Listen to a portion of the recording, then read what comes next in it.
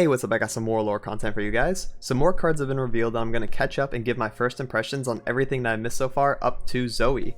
Before I get into the reveals, if you're new, please consider hitting the subscribe button to stay up to date with my content. I make deck profiles, beginner friendly videos, gameplay highlights, and other lore related stuff.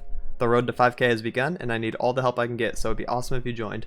I also stream on Twitch often, so check me out over there if you want live gameplay of someone who's hit Master during all 5 rank seasons and peaked rank 1 in NA back in October. With that, let's get into the reveals. So, much like last time, I'm going to remove myself now. Goodbye. Bop bop. And then we are going to take a look at these silent videos, I like to call them. Freedom, Valor, Devastation, what calls to you? Well, Devastation's a pretty good one, so let's get it. Is that stairs? Freljord. So it's another one of the big dudes, like they who endure, she who wanders. These weird cryptic message units. 8 mana, 8/8. Play, obliterate all landmarks or deal 2 to all other units, including your own. Okay. All landmarks. Sure. Speaking of landmarks, we got a new one. 3 mana Freljord landmark. The Scar Grounds. When an ally survives damage, grant it +1, +0, and tough. Wow, that's really cool actually. So this is innate synergy with like Vlad Freljord stuff. Because you can make things survive damage, they're going to gain tough. That really helps Vladimir get his efficiency in whenever he attacks. The one attack is also just a nice little bonus to make this card worth 3 mana. Okay. I mean, I think that's really strong. That sounds nice, only in that kind of deck though. I don't really see this being used in a mid-range Freljord deck just for the tough value. Next. Another landmark. Wow, we're just slinging out landmarks now, aren't we? 3 mana Ionia. Monastery of Hirana. Round start, create a Sanctuary in hand. Alright, I'm gonna have to see what Sanctuary does to have any grasp on the potency here. There's Sanctuary. 1 mana burst. Recall an ally. It's also fleeting. Can't be cast in combat or in response to a spell. Wow. That's kind of cool. A lot of cool combos can come from this. So this is 3 in order to play. So you pass turn 3, essentially. And then 1 mana burst. Recall an ally. Yeah, there's like some innate synergy. There's like some decent combos with this I'm already thinking about, but I think this is going to take a little bit of time to reach like full efficiency. I think spending 3 mana on the landmark just to get a 1 mana recall that's fleeting that can't be cast in response to a spell, keep that in mind. That's really important. You cannot use this as a protection in case something gets like calling strike. You can't be like, oh, it's going back to my hand now. This is supposed to be a proactive recall, which is really interesting, not a reactive one. So we'll have to see how that plays out. We also got Homecoming, which is a really interesting card art. I did not expect to see that. It kind of jump scared me. Reminds me of Siren Head, that relatively recent fad in the horror scene of games. Kind of funny. Homecoming, right. 5 mana, fast spell for Ionia. Recall an ally, unit, or landmark to recall an enemy unit or landmark. This is Will of Ionia. Same mana cost, but you have to recall your own or your landmark, but it can target an enemy landmark now. What? It's just worse Will. It's just worse Will of Ionia unless you have recall synergy, then it's good. That's where the power of this card comes in. Recalling an ally has to be a good thing in order to recall an enemy, because then you get like one good effect, plus the enemies get a negative effect. So that can be like super varying. It really just depends on recall synergy, which there isn't insane amounts yet in the game. 6 mana, 3/1 elusive, Wiggly Burblefish, one of the most adorable card arts I've ever seen. I absolutely love axolotls. Very good animal. So, elusive, 6 mana, 3/1. Reduce my cost by 1 for each spell you've cast this game. When I'm summoned, create a 1-cost spell from your regions in hand. That's actually really good. Bilgewater, huh?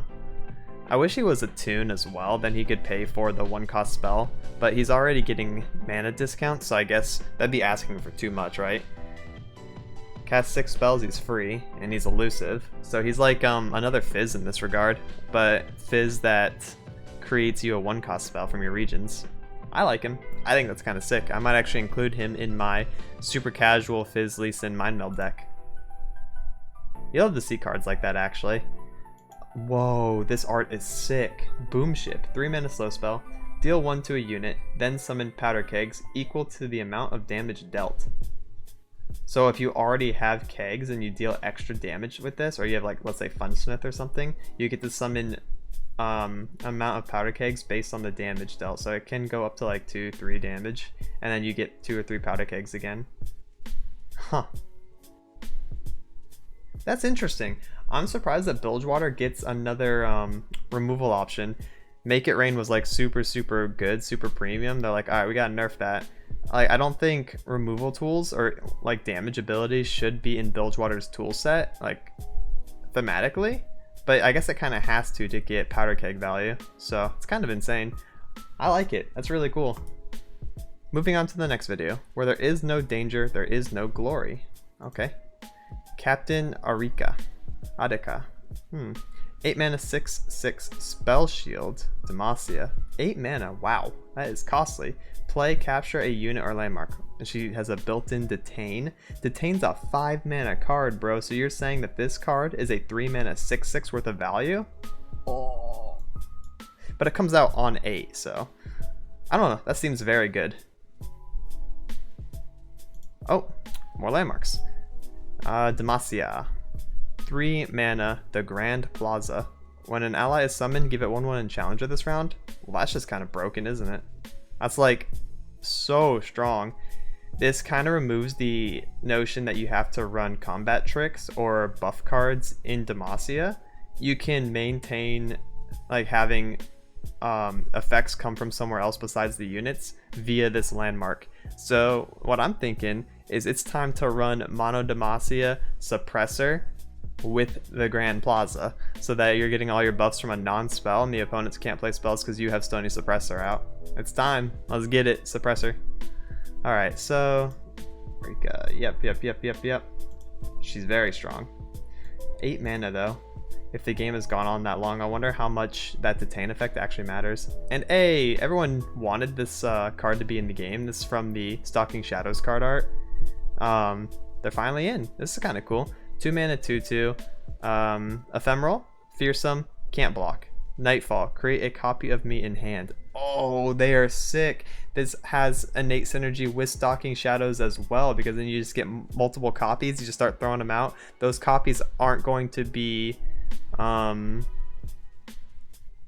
slept on. Like, that's really good. Those are really strong cards. 2 mana 2/2. Imagine if you can like buff all of these with Iceborne Legacy and such and actually make a deck out of it. That'd be interesting, wouldn't it? It's also ephemeral, which is nice because ephemerals need a little bit of help. 0 mana 1/1 Pesky Spectre, another ephemeral. Wow, I was just saying ephemerals need help, and here we go. 0 mana 1/1 last breath, create 2 copies of me in the enemy deck. This makes them brick so hard. They draw Pesky Spectre and they're just pissed. And you know what this does? This, when it dies on their field, will put 2 more into your deck, which is good for you since you're running ephemerals. This is one of the coolest card concepts I've ever seen. Yo, that is so cool. I love him. Wow, that's badass. Targon, 5 mana burst spell. Moonlight Affliction. Silence 2 enemy units this round. Nightfall, they can't block this round either. Bro, why are we making Hush? Why are we giving more silence? This is not a fun mechanic to play against. And this is burst. It's unreactable. You can just open this and... Okay, so if you open like Guiding Touch, Moonlight Affliction, that's double burst and the opponents can't block. You can do that on open attack actually and just make 2 enemies not be able to block. That's not very fun at all. This is an anti-fun card. I don't like it. Okay, 4 mana 5/4. That's a beefy dude. Solari Sunforger, new Daybreak card with really good stats. Give me lifesteal this round. Okay, that's really good actually. I think this is a cheaper, more efficient way to get health regen in Daybreak invoke mid-range decks without having to spend 5 mana on star shaping, because that's more of a late game tool in order to generate the resource, and the 5 HP is also nice. However, if you're in the position to use it against like a burn deck and you're already behind on board, the 5 HP doesn't really save you a whole lot since you just spent 5 mana on it anyways. But this is kind of nice. You can get it on a body, which trades into something and like gives you the 5 HP back. So it's a good thing he's aggressively statted. This card just makes sense. Very good card. A Targon landmark. Targon's Peak. Oh damn, this is literally Targon's Peak. This better be a good card. 5 mana, round start. Reduce the cost of a random card in each player's hand to 0 this round. Oh, we playing Hearthstone now. That's a Hearthstone effect right there if I've ever seen one. Let me get my Ragnaros to 0 and your Leper Gnome can be 0. How about that, buddy? You like that? Huh? Does that sound fun? No, it's not fun. I don't like that kind of mechanic in card games. I literally left Hearthstone because of this kind of stuff, but we'll have to see how it goes. 5 mana, they're like investing pretty hard. Random card, so this can be spell, this can be unit, this can be champion. Like you can just get hard RNG. Like let's say you're playing a standard aggro mid-range deck and you're fighting this. On turn 6, they could just have Aurelion Soul reduced to 0. Yippee! Wow, looks like you lost the game. How is that enjoyable? Alright. Moving on to Zoe. Now this one has received a lot of attention actually. In my Discord, people have been spamming conversations about Zoe and I've had to scroll past them because I don't want to get spoiled. But now we get to see it firsthand. Let's see what she does. Because I legit have no clue. She's a 1 mana champion. Oh, she's a 1 mana elusive champion. Alright, so she's basically Teemo here. 1 mana, 1/1 elusive. Got it. Nexus Strike. Create a super cool star chart in hand. Or, if you have one, reduce its cost by 1. I've seen you play 10 cards with different names. That's an absurdly hard level up condition. I've seen you play? Like, she has to be on the board that whole time. How do you protect her through all that? Okay. But, I mean, Nexus Strike, maybe it's just about the star chart. Maybe that's what makes her powerful. What's up? Show me the star chart so that I may gauge its power. Oh, not yet. Here it is. 2 mana burst spell, so she can reduce the cost of this as well if she Nexus Strikes again. Invoke a celestial card that costs 3 or less. Wow. That's kind of crazy. Okay, well, now it's a little bit more realistic to get her level of condition. Maybe 10 is still too high, but invoking these things over and over is really good. You can get the Serpent, you can get Messenger. These are also generated cards, so I'm immediately seeing synergy with Victor. Targon, P, and Z. I wonder how good of a color combination that is. But those are generated, so Augment really likes this. Oh yeah, Charger as well. Messenger's a good draw. Oh, what? Oh, it's a sick combo, actually. Also, Paddle Star, 3 mana slow spell. Deal 4 to an enemy that attacked this round or is stunned. Targon stun synergy. Interesting. So they recreated Ravenous Flock, put it on a slow spell, put it in Targon and said, alright Yasuo, if you want to run Targon, you really like Leona instead of Swain, alright, we'll give you some more support. Here you go. Here's Paddle Star to help you out a little bit there. And it can also deal 4 damage to an enemy that attacked. Interesting. That's a very strong card. 4 damage is huge. The difference between 3 and 4 damage spells in this game on a unit is absolutely monstrous. There's a lot of champions that level or that have 4 HP that you really want to hit, but you can't with 3 damage spells. So Paddle Star fills in that gap quite nicely. Nice effect. Spell Thief, so this is always W. We got our Q and we got our W in the game. You love to see it. 1 mana burst spell. Pick one of 3 enemy spells played this game and create a copy of it in hand. Oh. Wow. You can generate Denies.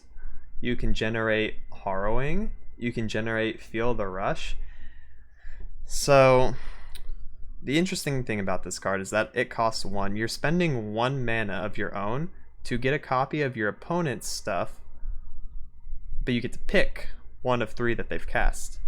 That's huge. If it was random, it'd be maybe too bad. but you get to pick. It might be too powerful. Alright, what's next?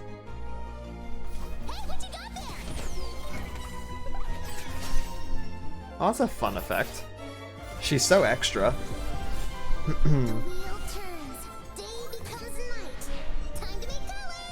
Good level. 1 mana 2/2. For the rest of the game, when you summon an ally, grant its keywords to all allies. Oh, so this is other innate synergy with augment stuff. Okay, wow. Just cut the middleman. Just... wow, okay, sure. Create a Behold the Infinite that costs 0. What's Behold the Infinite? There's so much stuff. Sparklefly. Yeah, everything's elusive now. That sounds like fun.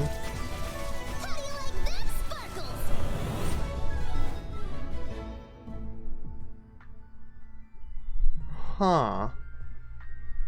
Okay, I'm going to look up what Behold the Infinite is real quick.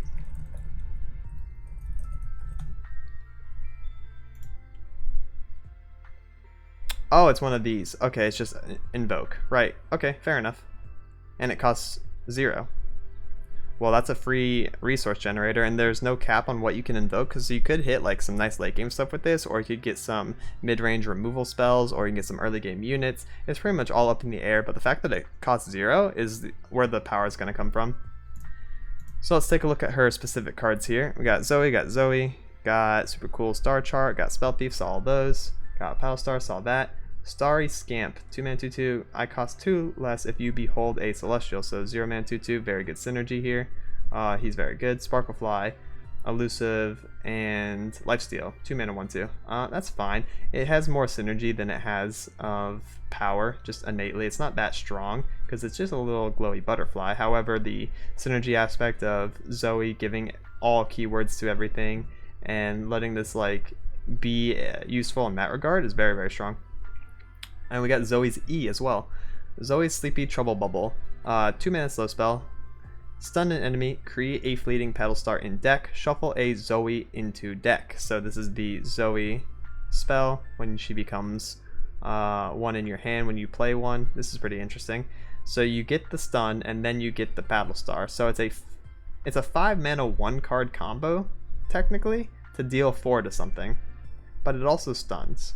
So you could play like maybe it's like 2 Zoe, 1 Leona, 2 Yas, or you can do like some combination of Leona Yas or Zoe Yas. I don't know. I don't really like the Yasuo playstyle as much as I'm seeing the Zoe Victor. That sounds like a lot of fun actually, and I think I'm going to be playing that day 1. Seems really cool. Should be a lot of fun either way. And that's it for this one. Please like and subscribe if you thought this video was informative or entertaining. It really helps me out since I'm still trying to grow. I'll be releasing more deck profiles, guides, and gameplay highlights in the near future. Thank you so much for watching and have a good one. Laters!